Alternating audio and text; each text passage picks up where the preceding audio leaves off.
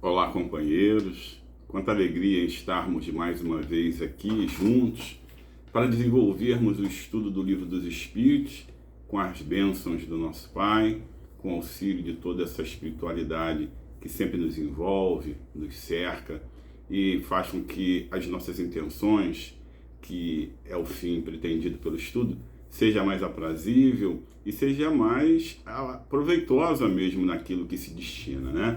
Nós estamos fazendo o estudo do Livro dos Espíritos e nós estamos lá no capítulo 2 da parte terceira, que hoje será objeto do nosso estudo, sobre os subtítulos Politeísmo e também Sacrifícios.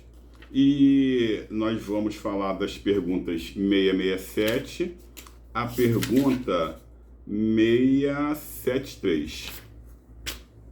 E para tanto, nós vamos começar falando do politeísmo, mas mais uma vez ressaltando a alegria de estarmos aqui juntos e pedindo toda a orientação necessária de todos esses companheiros que se juntam a nós nesse momento para que o estudo seja desenvolvido dentro do melhor contexto possível e para que nós tenhamos a melhor compreensão de tudo aquilo que será trazido para nós. Companheiros, queridos irmãos, vamos falar primeiro do politeísmo, que está lá na lei de adoração. E o que seria o politeísmo, né? Poli vem de muitos, e o teísmo vem exatamente daquela situação de muitos deuses. Então, simplificando a terminologia, o politeísmo seria a crença e o culto a muitos deuses. E onde isso nasce, onde isso tem origem, como é que isso toma forma? É importante falarmos que tudo que nos dissocia e nos afasta do seu real significado, daquilo que verdadeiramente tem teor e fundamento, está pautado na nossa ignorância. Na ignorância que temos em relação àquilo que de verdadeiro é de real conceito, daquilo que de verdadeiro se aplica a tudo isso que nesse momento, o nosso momento já nos permite a identificação e já nos permite também termos como verdadeiro, termos como certo, a fim de que não mais estejamos não só iludidos, mas também diversificados daquilo que é real dentro desses conceitos. Então, quando nós falamos de politeísmo, nós estamos falando disso também.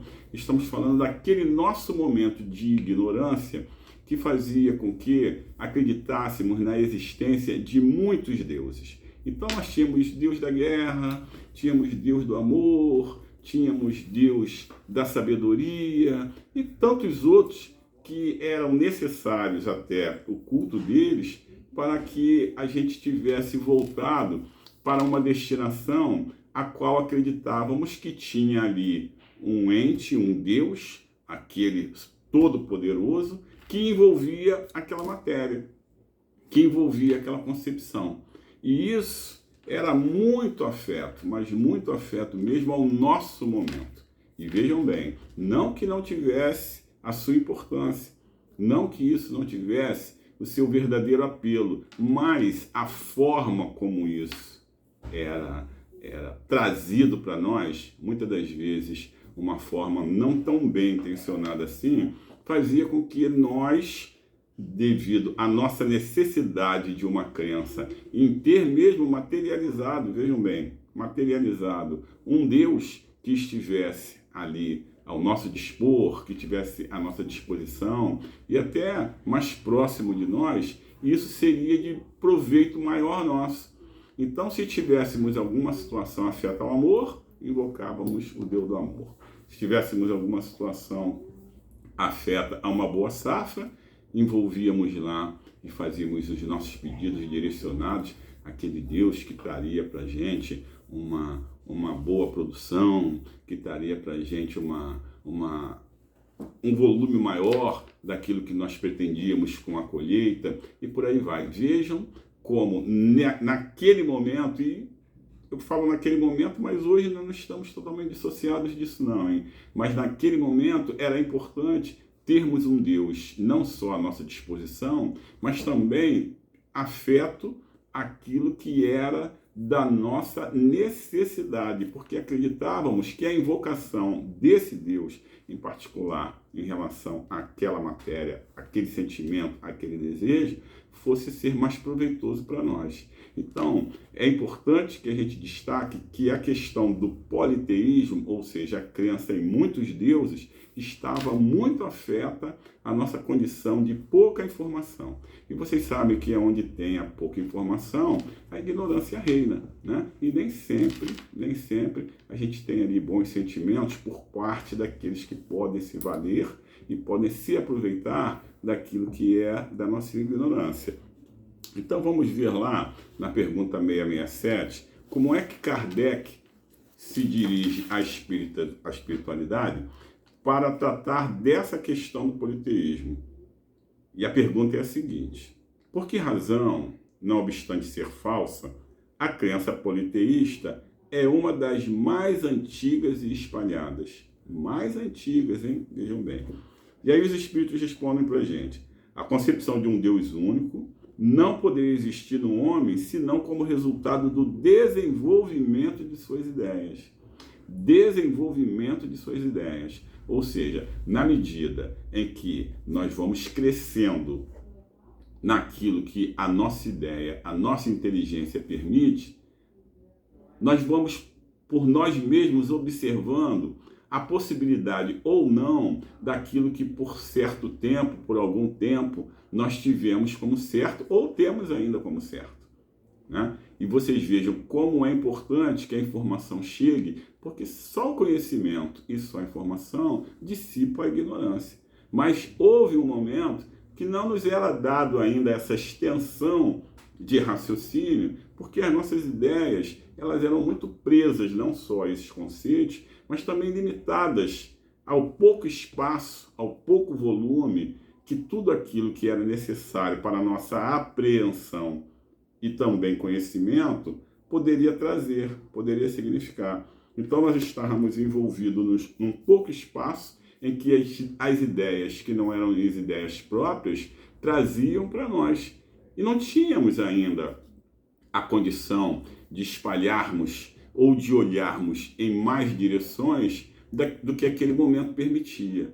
Então, fica claro para a gente, como a espiritualidade diz, e eles prosseguem: incapaz pela sua ignorância de conceber um ser imaterial, ou seja, sem forma, sem matéria, sem forma determinada, atuando sobre a matéria, conferiu-lhe o homem atributos da natureza corpórea, isto é, uma forma e um aspecto. E desde então, tudo que parecia ultrapassar os limites da inteligência comum era para ele uma divindade. Ou seja, aquilo que não era tido como uma normalidade, como uma rotina, como um cotidiano, na maior força da expressão, nós atribuíamos a uma divindade, a um feito. Vocês querem ver uma coisa muito interessante? Manifestação da natureza, chuva. Uma manifestação da natureza comum, né? Pelo menos hoje. Mas se a chuva tinha trovoadas, relâmpagos, a gente já achava que aquilo ali, por ser algo que ainda não era do nosso entendimento, esse fenômeno para a gente ainda não era um fenômeno explicável, a gente tinha aquilo ali como uma manifestação da divindade. E ali atrelávamos um Deus, né? Deus do trovão. Exatamente porque era um fenômeno incompreendido e nós, acostumados que estamos, ou que éramos, vamos colocar o termo no passado, a atribuir tudo a uma condição material, nós fazíamos com que aquilo ali fosse atribuído a um ser, a um Deus, que trazia para nós esse tipo de manifestação, mas isso tudo muito voltado por força daquilo também que era da nossa visualização. Então, achávamos que aquilo era uma obra de uma divindade, aquilo ali tinha um Deus específico que produzia aquele fenômeno e que nem tínhamos como fenômeno não, tá? Era uma manifestação e acabou-se. Tão somente isso. mas o alargamento das ideias, né? O estudo, como é importante, principalmente a boa vontade dessa espiritualidade que vem trazer para nós tudo aquilo que nos é próprio para ir dissipando ao tempo certo, ao tempo devido, tudo aquilo que já nos é próprio conhecer, justamente para que nem sejamos mais objeto de manipulação, não sejamos mais conduzidos a uma crença irreal, mas também para que não sejamos mais objetos de manobra. Porque vejam só, hoje, quando cremos na existência de um Deus único, porque assim o é, nós já queremos materializá-lo. Já queremos que os sentimentos do nosso Pai sejam os mesmos sentimentos nossos. Ainda assim, estamos tão afetos a essa ideia porque não largamos dela de uma forma absoluta ainda. Mas nós queremos essa comparação, nós queremos essa intimidade. E só percebemos essa intimidade com o nosso Pai se lhe damos forma, se lhe damos um aspecto material. Ainda hoje fazemos isso. E é exatamente por força disso que nós estamos desmistificando tudo aquilo que era contrário a esse aspecto real, mas mesmo hoje ainda temos a pretensão de querermos fazer com que o nosso Pai seja como nós, ou o contrário, né? Nós como nosso Pai. Mas vamos lá desenvolver um pouquinho mais isso. E aí a espiritualidade continua, ó. Daí a crer em tantas potências distintas quanto os efeitos que observavam. Não havia mais que um passo. Em todos os tempos, porém, houve homens instruídos que compreenderam ser impossível a existência desses poderes múltiplos a governarem o mundo, sem uma direção superior, ou seja, sem aquele que hierarquicamente comandava tudo isso. E que, em consequência, se elevaram à concepção de um Deus único. O pensamento, a extensão do pensamento e da inteligência só poderia nos levar a esse fim, a essa ideia, né? A um Deus único. Então, a 668 também continua dentro dessa linha de pensamento, e Kardec pergunta: tendo se produzido em todos os tempos e sendo conhecidos desde as primeiras idades do mundo, não haverão os fenômenos espíritas? Vejam só como nós estamos chegando aqui, nos enquadrando nisso, né? Não haverão os fenômenos espíritas contribuído para a difusão da crença e na pluralidade dos deuses? A resposta da espiritualidade, sem dúvida. Porquanto, chamando Deus a tudo que era sobre-humano, os homens tinham por deuses os espíritos. Ou seja, esses companheiros que se manifestavam de uma forma diferente daquela que a matéria traduz, também era uma divindade. E olhem só, não precisava ser um bom espírito, não. Fosse o que o estado de evolução do espírito traduzisse, ele era considerado como uma divindade. Daí, inclusive, esses companheiros que, com uma intenção não tão propositada, nem tão firme, aqueles nem tão voltados ainda para o bem, para a lei do amor, aqueles pouco evoluídos, né, eles também faziam com que essa direção e esse sentimento fosse aplicado de uma forma errada. Mas que fique claro que mesmo dentro de uma concepção espírita ou espiritualista, isso também foi divulgado, e isso também foi propagado de forma a que nós, espíritas cristãos, tivéssemos o nosso quinhão também de comprometimento na propagação daquilo que era equivocado, pelo menos durante certo tempo, durante algum tempo. Mas com a nossa condição de preparo para melhor recebermos as ideias e mais ainda, hein, para melhor identificarmos esses companheiros que são companheiros mais evoluídos, mais experientes e mais dedicados para uma divulgação que fosse uma divulgação de substância e voltada para bons princípios, voltada para o bem, nós fomos capacitados e continuamos sendo capacitados ainda hoje para recebermos todo um manancial de critérios para identificarmos, inclusive, aqueles companheiros bem-intencionados, aqueles que não são tão bem-intencionados assim, e mais, já temos a condição de entendimento que esses companheiros são espíritos, como nós, que estão fora da matéria, nós na matéria, e nem todos aqueles que se apresentam são bem-intencionados.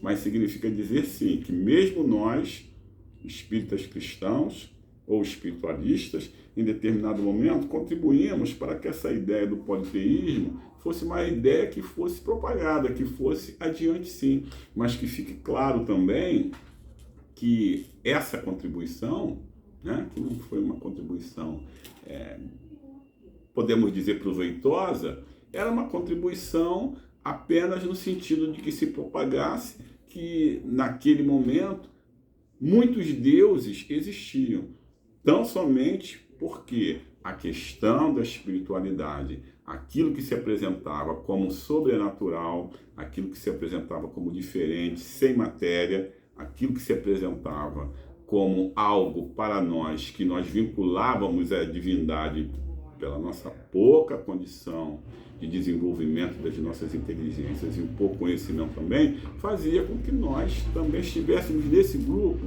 de propagação do politeísmo, que nada mais é que a existência e o culto mesmo a muitos deuses por força daquilo que acreditávamos ser o correto, acreditávamos ser aquilo que de fato ditava as leis daquele momento. Mas é exatamente a continuidade das nossas volúpias, digamos assim, no saber, no aprendizado, que foi fazendo com que a gente fosse rechaçando a informação correta da informação falsa. E isso também fazendo com que esses companheiros comprometidos com a melhor informação, comprometidos com o bem, comprometidos com tudo aquilo que é de proveitoso, viessem nos capacitando, nos dando a condição do desenvolvimento melhor das ideias, do conhecimento, e dentro daquele contexto de desenvolvimento também das nossas inteligências,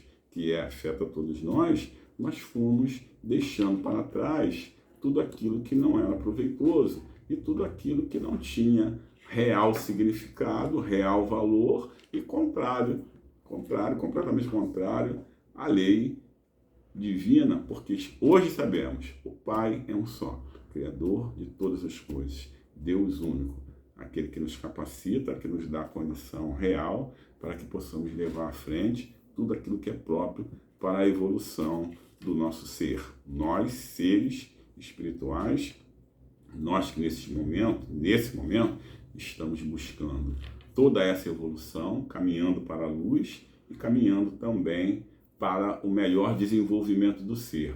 E aí, dentro dessa proposta, nós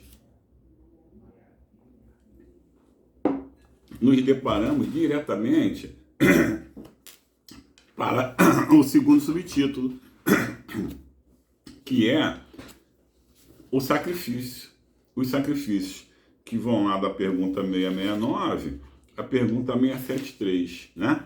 O nome sacrifício, essa nomenclatura, já não nos é muito agradável, né? Porque quando nós falamos em sacrifício, sacrificar, a palavra em si traz no seu bojo um sofrimento, traz no seu bojo uma dor, né? E quando a gente fala em sacrifício, a gente sabe que a gente está na direção de alguma coisa que não nos é prazeroso, de alguma coisa que minimamente nos trará um sofrimento e uma aflição. E por conta disso, quando nós falamos em sacrifício, nós já estamos observando alguma coisa que não gostaríamos de experimentar. Mas é importante falar dos sacrifícios até também para a gente se desvincular e a gente desmistificar isso, porque por muito tempo acreditamos que sacrifícios ou algum tipo de sacrifício era agradável a Deus. Mesmo já ultrapassando aquela ideia, aquela fase, aquele momento daqueles deuses que eram muitos e que cada um de per si exigia para si algum tipo de oferenda, se é que podemos colocar dessa forma. Mas dado a natureza daquele Deus que era um espírito, que poderia ser muito pouco desenvolvido ou um pouquinho mais desenvolvido, mas não tão desenvolvido a ponto de negar que esses sacrifícios fossem realizados, eles, dado a condição e dado as características e suas preferências mesmo, eles ditavam algum regramento em relação a esses sacrifícios. Mas, de uma forma geral, que fique claro, né? Pelo menos hoje, nós temos isso com alguma clarividência. Esses sacrifícios nunca foram agradáveis aos olhos de Deus. O nosso Pai não quer de nós dor, sofrimento. Aquilo que ainda hoje nós assim o qualificamos é por força das nossas necessidades e daquilo que didaticamente nos é imposto para que possamos caminhar, evoluir, observar e ali na frente deixar algumas práticas para trás. Mas esses sacrifícios nunca foram agradáveis a Deus. Podemos hoje graduá-los, podemos hoje olhá-los de uma determinada maneira, tanto aqueles que exigiam os sacrifícios como aqueles também que ofertavam o sacrifício. Podemos, porque vocês sabem bem que a intenção, de uma forma geral, dita esse regramento, né? Então, por trás daquilo ali, qual era a intenção real? O que se tinha por trás? Mas a minha ideia era agradar a Deus. O meu sacrifício, ele foi realizado porque o meu objetivo era agradar a Deus. Então, normalmente, quando a gente tem algum sacrifício, ou tendo sido realizado, ou se realizando, a gente também tem que ser um tanto quanto honesto e sincero conosco, porque esses sacrifícios, eles buscam alguma coisa. E aí está a materialidade, né?